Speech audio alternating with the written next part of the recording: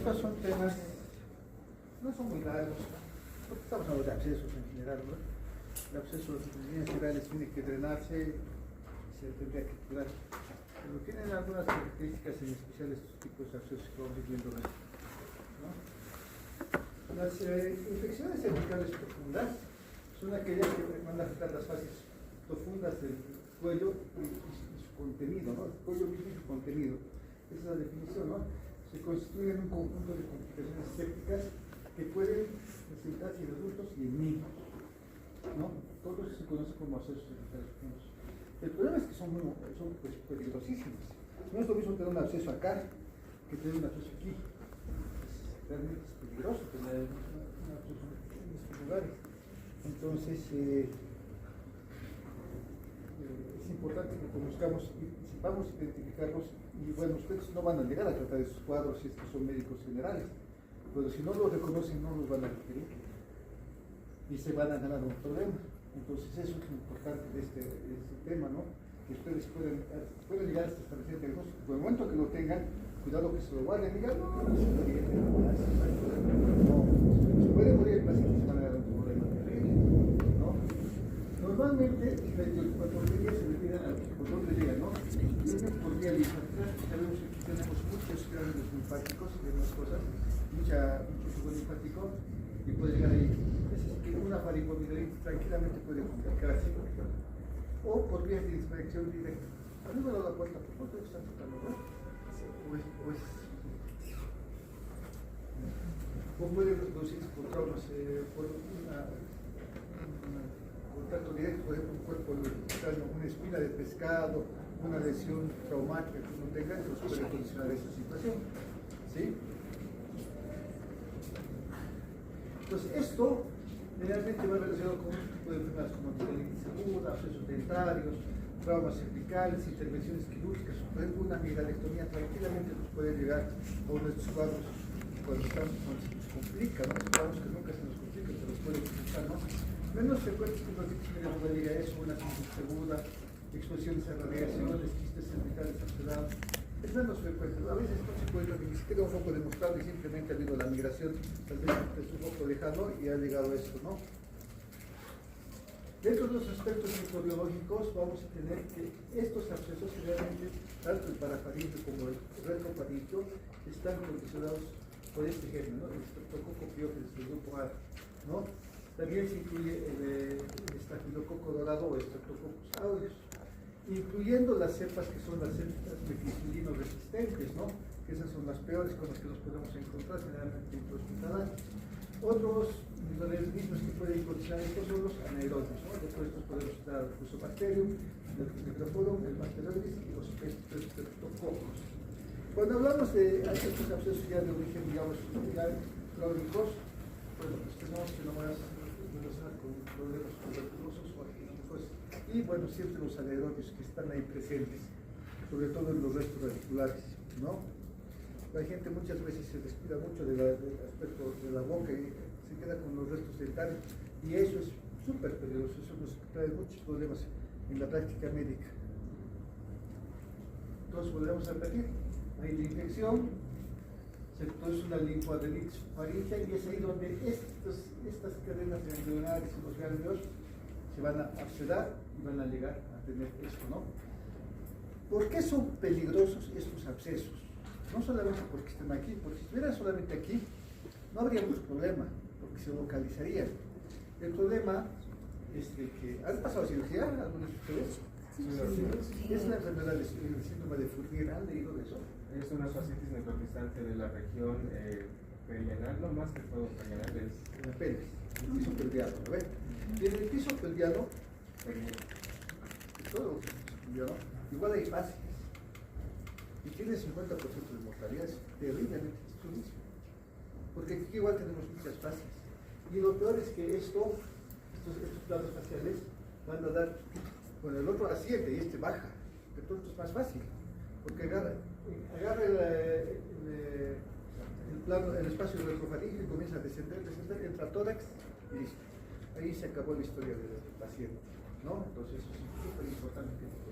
Por eso es importante. O sea, nosotros no nos podemos guardar un paciente de estos porque es un paciente que es una urgencia, ¿no? Los abscesos en general son los más frecuentes, todos los profundos son el triamigdalino, que es más superficial, el parafaringio, el que vamos a dar ahora, el submandibular, que nos puede dar, que se puede originar con una angina de Ludwig, y el retrofaringio. Por programa hablamos solamente del parafaringio y del retrofaringio, pero todos son más o menos similares, ¿no? Desde el punto de vista de su fisiopatología, su patología y todos sus tratamientos, ¿no?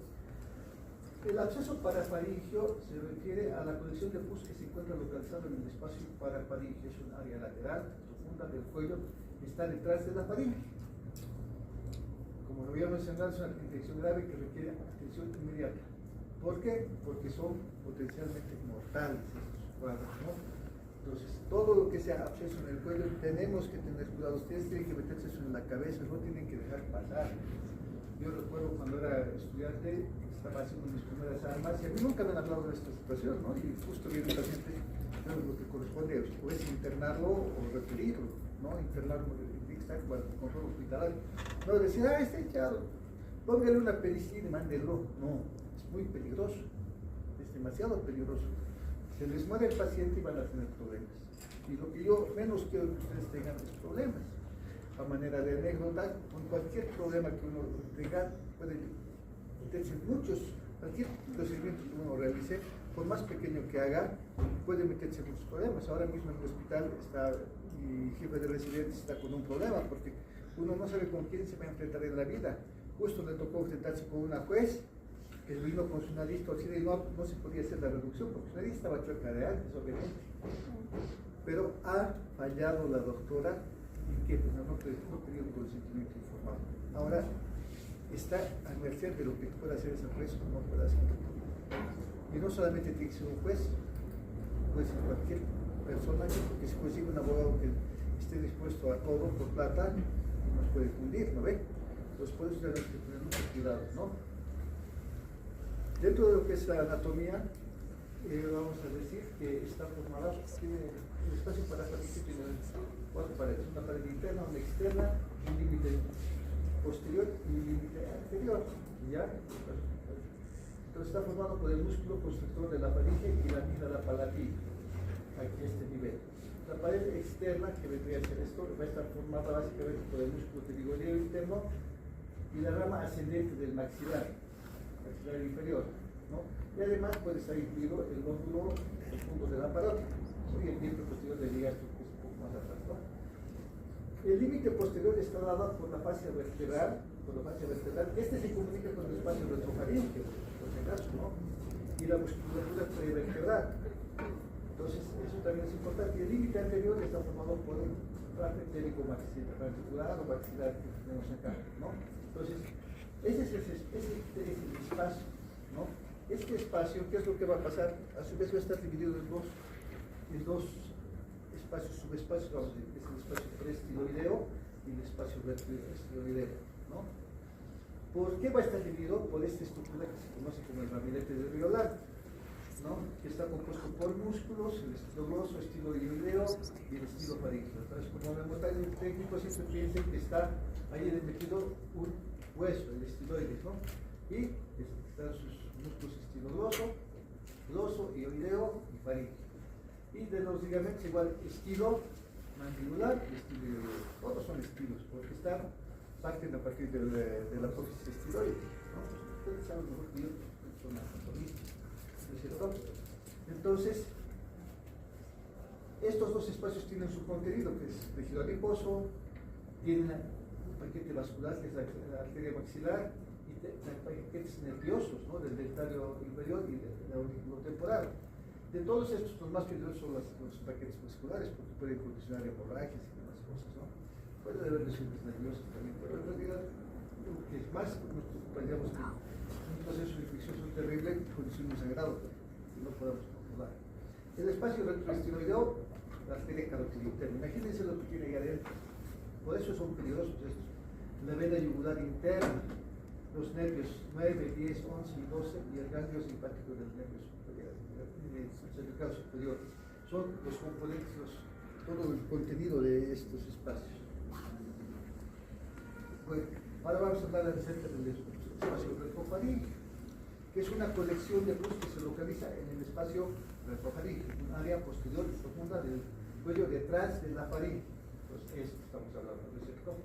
Entonces, aquí atrás vamos a ver el espacio, cuando nos encontremos con una masa tumoral aquí atrás fluctuante, pero estamos dentro de un espacio retrofaríngeo.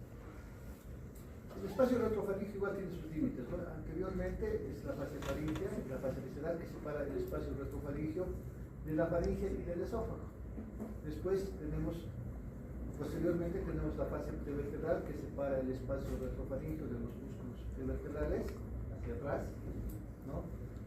Lateralmente vamos a tener la vaina carotidia y que se va a comunicar prácticamente con el espacio parafaríngeo, ¿no? Entonces, habíamos hablado del contenido que tiene, ¿no? A los dos lados. Superiormente va a ir hacia la base del cráneo, ahí se limita el espacio, pero inferiormente lo que les estaba mencionando hace un rato, ¿no? Que va hacia el mediastino. Y eso es lo que lo vuelve peligroso, estos abscesos, que se puedan diseminar hacia abajo, ¿no? Entonces, es importante. Eso es lo que más tememos nosotros cuando nos encontramos ante un paciente de estas características. Decimos, pucha, no, tenemos que actuar sobre el pulso porque se nos va a diseminar la infección y estamos perdidos. Después tenemos que estar explicando por qué se nos ha muerto, que era difícil, ¿no? Entonces, y pese a que actuamos, a veces se nos puede morir, porque si estamos hablando de un 50% de mortalidad, estamos hablando de un cuadro que realmente está en mitad y mitad, ¿no? La mitad se puede estar más allá y la mitad está más acá. Eso es peligroso, ¿sí? Dentro de las manifestaciones clínicas, todos vienen generalmente con odinofagia, disfagia, ¿no? Entonces aquí lo que tenemos que hacer mucho es la anamnesis, tenemos que hacer la anamnesis, hacer el examen físico y todo eso. Puede venir con fiebre. ¿Cuáles son las diferencias básicamente cuando estamos dentro de un absceso? O lo que nos tiene que hacer sospechar de esta situación es, por ejemplo, que tenga una rigidez cervical. Si no puede mover una faringitis, tiene que mover el cuello. Pero si no puede mover el cuello, ¿qué es lo que ha pasado? Están viniendo de cirugía de abdomen. ¿Qué pasa cuando hay una peritonitis? Todos los músculos se paralizan, ¿no es cierto? Hay un medio paralítico por eso, porque todos los músculos que se inflaman se paralizan, ¿no? Entonces, rigidez cervical, absceso retrofaríngeo. Tres, los músculos masticadores se paralizan. Estamos hablando de espacio parafaríngeo. Y otra característica que tienen los pacientes es que tuvieron una papa en la boca, caliente. No pueden hablar porque están contritos y no pueden. Eso se conoce como faringolalia, voz gangosa o voz en papa caliente. Así lo describe la literatura. ¿Ya? Entonces, no se van a enojar con sus pacientes cuando no puedan hablarles, porque a veces no. Hable claro, señor. Nos comenzamos a putear con las expresiones, ¿no? Nos peleamos con los pacientes y ya. ¿No? Entonces, lo que no tenemos que hacer es hablar. Cuando tengamos pacientes de estas características, tenemos que pensar más que algo está pasando ahí. Ahora, si no es, si digamos es una estomatitis seprética, aparte de lo doloroso que puede hacer, no va a pasar más allá, no va a avanzar. Pero si es un absceso de pronto sí puede avanzar. Tenemos que ser desconfiados. ¿Sí? ¿Cuándo tenemos que tener? Estos son los signos de alarma. ¿Cuándo tenemos que realmente tenemos que tal vez para que tiene que dar terapia intensiva, cuando haya estridor y dificultad respiratoria? ¿Por qué? Eso quiere decir que ya está bajando, ya está descendiendo y está comprometiendo la vía aérea. ¿Sí? El diagnóstico se va a hacer siempre en base, si alguien ha estado conmigo siempre yo soy un defensor de la anamnesis y del examen físico. Tenemos que seguir siempre una semiotecnia para llegar a un diagnóstico. A veces en esto nos sirve los antecedentes de pronto una extracción de alguna muela, de pronto una infección que haya tenido severa, que se ha ido complicando, ¿no? Es importante realizar una buena anamnesis, tal vez una cirugía previa, tal vez operado o ha recibido un golpe y le han fracturado la mandíbula y a partir de eso no solamente es el dolor, sino que se está complicando, ¿no? Entonces, a veces los signos pueden estar ocultos, por lo difícil que es, a veces no se los llega a ver. De pronto es el absceso que está ahí retrofaringe, puede estar en la rinofaringe, nunca lo vamos a encontrar, porque no vamos a ver la boca y no vamos a encontrar. Entonces, para eso, ante la sospecha, tenemos que hacer uso de nuestros métodos auxiliares de diagnóstico. Dentro de los métodos auxiliares de diagnóstico vamos a tener las pruebas por imagen, ¿no? Que en realidad son las que nos van a permitir inclusive definir la extensión, identificar posibles complicaciones y para ver el control evolutivo, ¿no? Los laboratorios en abscesos siempre están elevados, mayor a 12.000, ¿no? Entonces esto también nos sirve como control. Digamos, iniciamos un tratamiento, puede estar con 16.000. Digamos, hacemos el drenaje y vamos a ir así controlando, este 12.000, ya ha llegado a 9.000, ya se ha controlado la infección, ¿no? No, siguen 12.000, tal vez hemos generado un absceso y había otro. Puede ser esta situación que se está presentando, ¿no? Tenemos que hacer cultivos, nos sirven los cultivos, la PCR, que son retantes de fase aguda, bueno, se puede estar levantando un poco, ¿no? Y la tomografía es importante, nos sirve mucho. El más importante de pronto el gol estándar es la resonancia magnética, porque estamos hablando de partes blandas. Hoy día les explicaba a mis estudiantes que para sinusitis el gol estándar es la tomografía, pero en estos casos el gol estándar es la resonancia. Pero no es que no nos sirva la tomografía con contraste, ¿por qué? Porque la tomografía es más accesible. Es más accesible. O sea, es un estudio al que podemos acceder fácilmente.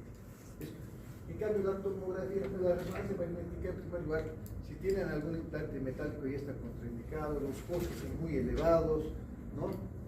Y a veces tardan en hacer estos estudios, sobre todo en las instituciones. Entonces, pero la tomografía sí se hace a la brevedad posible, ¿no? Su sensibilidad de 80 al 90% versus un 90 al 95% de la resonancia, no hay mucha diferencia. La ecografía sirve, pero no es tan sensible como los otros estudios. ¿Sí? Aquí la tomografía se identifica los espacios, ¿no? El espacio parafaríngeo, el anaranjado, el espacio de la amígdala, que ya está pegado a la faringe, el rojo nos habla de las áreas vasculares, ¿no? El espacio azul nos habla del espacio masticador y el verde nos habla del espacio parafaríngeo.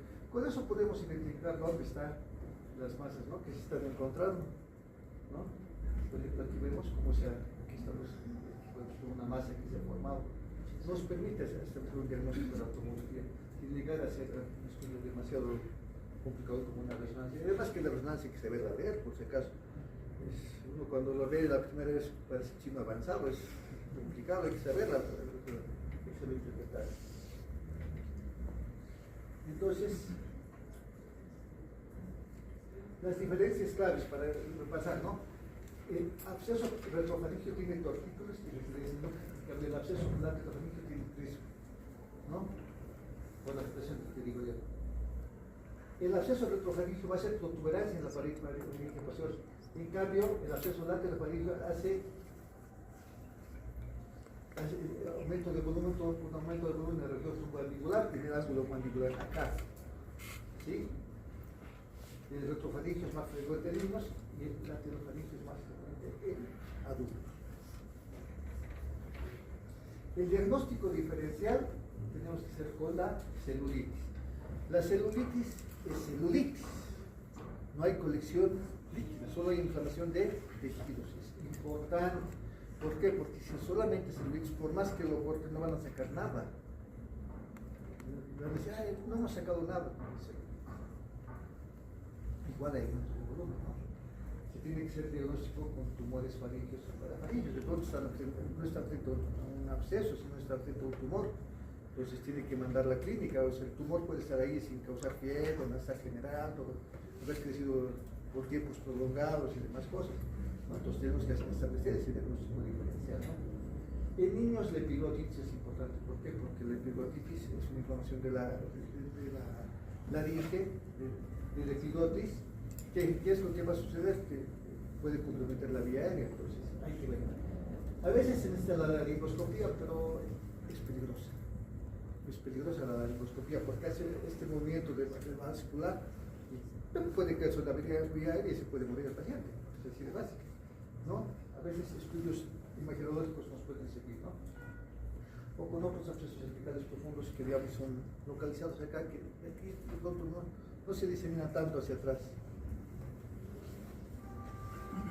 El tratamiento en estos pacientes, como les digo, no es un paciente, no es una faringitis normal, este es un proceso que requiere un manejo hospitalario, ¿no? Estabilizar la vía aérea, intubar, en casos graves, utilizar antibióticos empíricos, no podemos esperar cultivos, tenemos que utilizar antibióticos que ataquen anaerobios, que ataquen bacterias, las que cubren, ¿no? O sea, que son todos esos medicamentos, ¿no? En casos de alergia tenemos que utilizar vancomicina o metronidazol, si este es el caso, ¿no? Ahora hay otro tipo de antibióticos. Generalmente estos pacientes están bajo cobertura de las unidades de terapia intensiva o en servicios especializados donde se maneja esto, ¿no? El drenaje quirúrgico tenemos que entender que se tiene que hacer, ¿no? En los casos retrofaringios se va a hacer por vía transoral, tenemos que abrir la boca, porque no vamos a llegar por aquí hasta allá atrás, es imposible. Pero en los datos retrofaringios tiene que ser un abordaje cervical, teniendo cuidado de no meterlos pues, a los grandes vasos que se tienen allá, ¿no? Es importante, ¿no? O sea, muchas veces tenemos que terminar pues, degollándonos a los pacientes, haciendo unos cortes profundos, extensos hasta llegar a esto, ¿no? En este no se ve tanto el video, pero está lleno de drenajes y demás también en pacientes intubados. Son cuadros bastante complicados estos, ¿no? Aquí en el drenaje tenemos una opción que tenemos que hacer por vía transoral, porque no vamos a alcanzar por el cuello. Dentro de las complicaciones, ya lo he mencionado, la mediastinitis, su mortalidad es del 50% por su extensión y extrapaso. El síndrome de Miguel, que yo lo he conocido cuando ya era especialista, que es la tromboflebitis de la yugular, ¿no? Y que puede llegar hasta esto, ¿no? Y puede haber compromiso pulmonar por diseminación a los pulmones y el paciente se puede morir. Entonces, no tenemos que llegar a esto dentro de las complicaciones. Puede conducir una neumonía por aspiración o por la disfagia que produce, o llegar a un choque séptico y pueden morirse los pacientes. Entonces, es importante que se hable de esto cuando tenemos este tipo de pacientes, ¿sí? ¿Alguna duda que tengan con respecto a esto?